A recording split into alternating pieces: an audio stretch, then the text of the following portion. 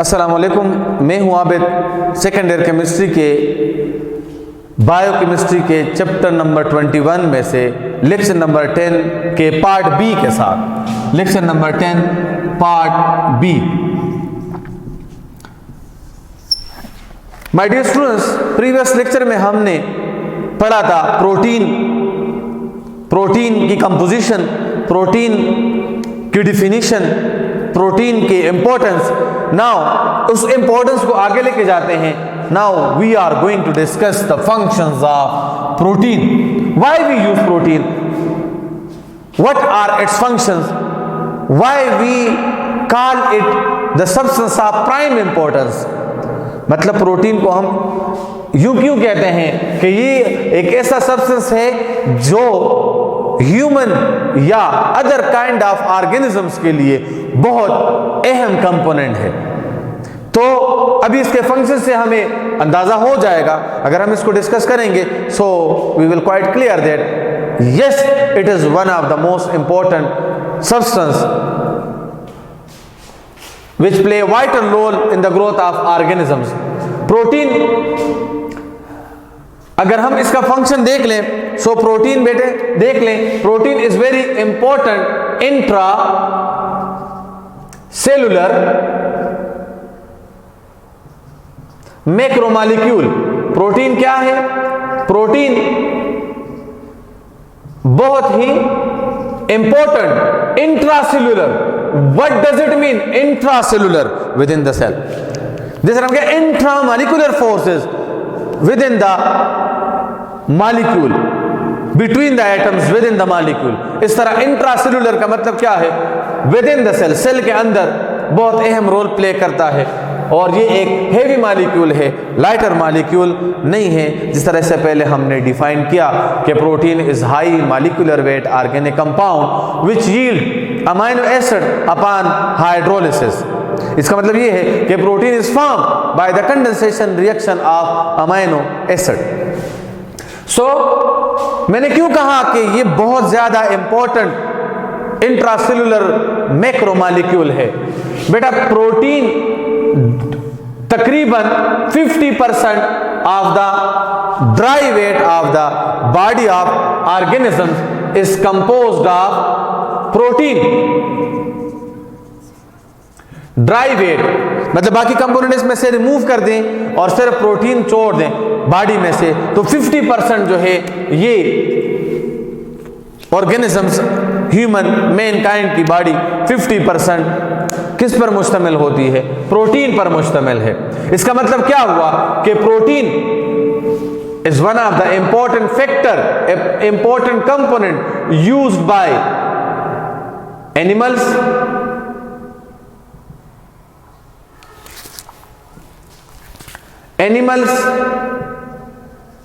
Plants, viruses and bacteria. Protein ये सिर्फ इंसान नहीं बल्कि बाकी ऑर्गेनिजम्स भी इसको यूटिलाइज करते हैं और इसके बेस पर उनकी लाइफ चलती रहती है, बहुत अहम रोल प्ले करता है। 50% of the dry weight of the body of organism or human being is composed of protein.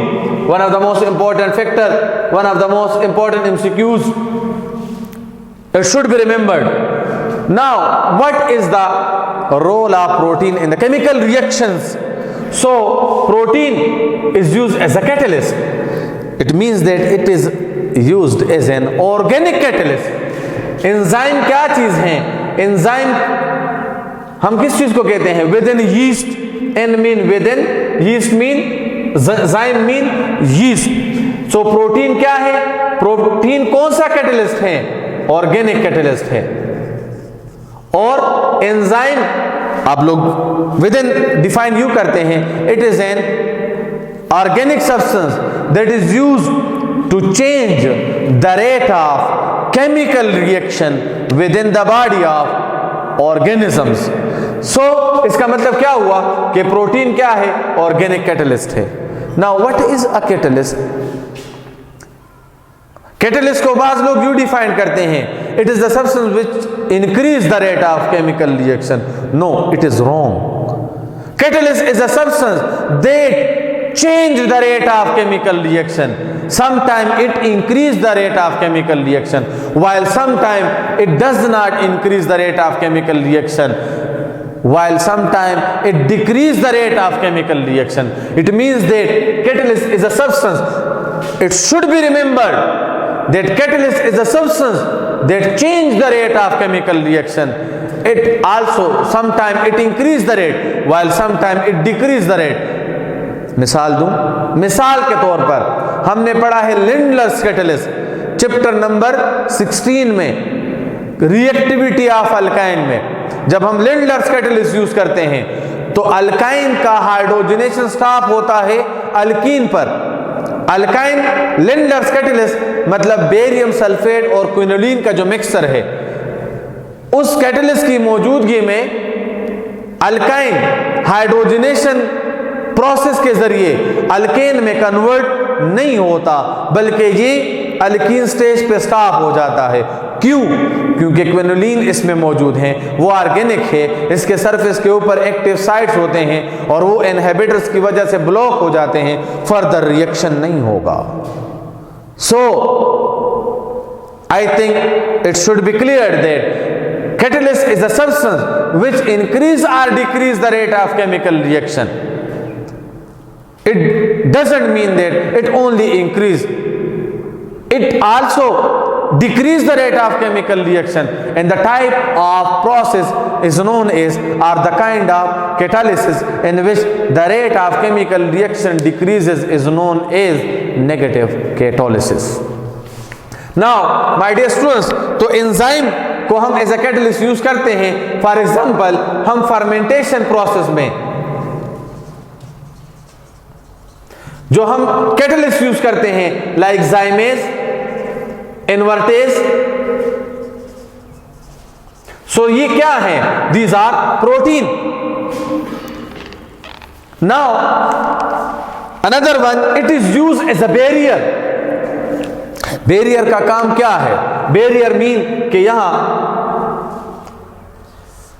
Barrier लगा हुआ है, पुलिस वाला खड़ा है, लोग यहां पर एहतिजाज कर रहे हैं, लेकिन इस बैरियर से पास होना मुश्किल है, ये इससे आगे नहीं आ सकते unless and until this person allow these people to move on. So protein also play as a barrier. It protects us from the harmful substance. So like it is present in the skin, it is also present in the cell wall of bacterium. तो ये as a barrier भी काम करता है। It is use as a protective agent. Protective agent mean it is use to protect the immunity, it is use to protect the immune system. Like अगर हम देख लें, इंटरफेरोन एक केमिकल है, ये एक प्रोटीन है जो कि वायरस को, अगर ये बॉडी में मौजूद है और ये एक्टिव है, तो ये वायरस के अगेंस्ट एक्शन करता है और ये इसको आगे नहीं आने देता, मतलब सेल को मुतासिर नहीं होने देता। सो इसका मतलब ये है कि प्रोटीन हमारी प्रोटेक्शन करता है। It is use as a storing agent. Protein को हम स्टोरिंग एजेंट के तौर पर भी यूज कर सकते हैं। लाइक फेरेटिन एक प्रोटीन है जो ब्लड में आयरन को स्टोर करता है। इसी तरह it is use as a transporting medium, it is use as a carrier medium. Mean के ट्रांसपोर्टिंग मीडियम का मतलब क्या है कि प्रोटीन क्या करता है? हेमोग्लोबिन एक प्रोटीन है, हेमोग्लोबिन। हेमोग्लोबिन ऑक्सीजन कैरी करता है ब्लड में, तो इसका मतलब क्या हुआ कि इसको हम एज अ ट्रांसपोर्टिंग मीडियम भी यूज कर सकते हैं। इसी तरह it is use as a receptor. It is use to transmit the information as well as carrier for these information in the form of hormone that is known as pheromone। मतलब क्या है? ये signal provide करता है कि cell में किस चीज को आगे भेजना है और किसको रोकना है। ये कार्बोहाइड्रेट के साथ कंबाइन होकर लिपोप्रोटीन बना लेता है सेल के सरफेस के ऊपर, और ये रिकॉग्निशन ऑफ मॉलिक्यूल करता है कि किस मॉलिक्यूल को आगे जाना चाहिए, और खबरदार करता है। लाइक ये पुलिस वाला है, यहाँ खड़ा है, तो ये यहाँ पर थाने में जो लोग हैं उनको खबरदार करते हैं कि लोग आ रहे हैं, विसल बजाते हैं, तो यहाँ से चीज़ें एक्टिवेट होना शुरू हो जाती हैं और इसके अगेंस्ट अमल में आते हैं।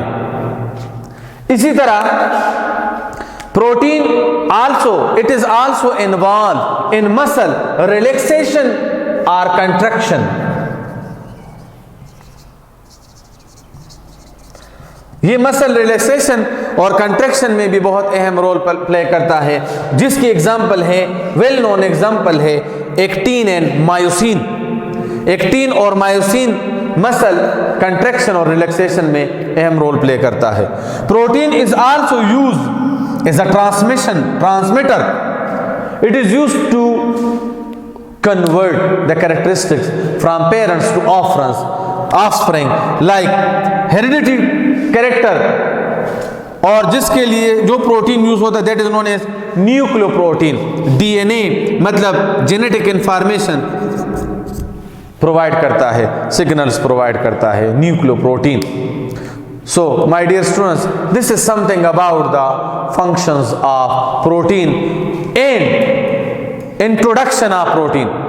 What is protein? What is its chemical composition? Which element is present in maximum percentage? Which is present in trace amount? What kind of metal are there in protein? How, from which component is it made? The building block of protein are amino acid, and there are 20 different kinds of amino acid, and they upon condensation gives more than lakes different kind of protein. For example, bacterium E. coli, Escherichia coli contain 3000 protein, different protein, while human body contain 1 lakh different kind of protein। और बेटा इन दोनों species के अगर हम देख लें तो ये साइंटिफिकली इसकी रिसर्च इसके ऊपर की गई है और साइंटिफिकली प्रूफ हो गई है कि इन दोनों के प्रोटीन बिल्कुल एक दूसरे से नहीं मिलते। मतलब ये 3000 और ये 1 लाख प्रोटीन एक दूसरे से बिल्कुल डिफरेंट है। इन सिंपल वर्ड इसका मतलब क्या हुआ? प्रोटीन बहुत अहम रोल प्ले करता है। Like it is used as a catalyst, it is used as a barrier, it is used as a protective agent, it is used as a storing agent, it is used as a transporting substance, it is used as a receptor, it is involved in muscle relaxation and contraction, it is used as a transmitting medium. Transmission mean it carries information from parents to the offspring in the form of genes, और जिसके लिए हम protein जिम्मेदार ठहरा, that is known as nucleoprotein. In simple word, protein is one of the primary component that is used with the help of which we perform various physiological function, and also it is used as an object for genetically controlled synthesis. ये इसके सामने आ गया।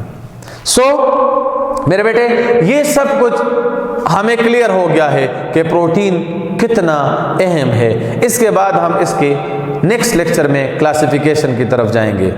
उम्मीद है आप लोगों को समझ आ गई होगी। अगर कोई क्वेश्चन है तो आप पूछ सकते हैं। तब तक के लिए अल्लाह हाफिज़।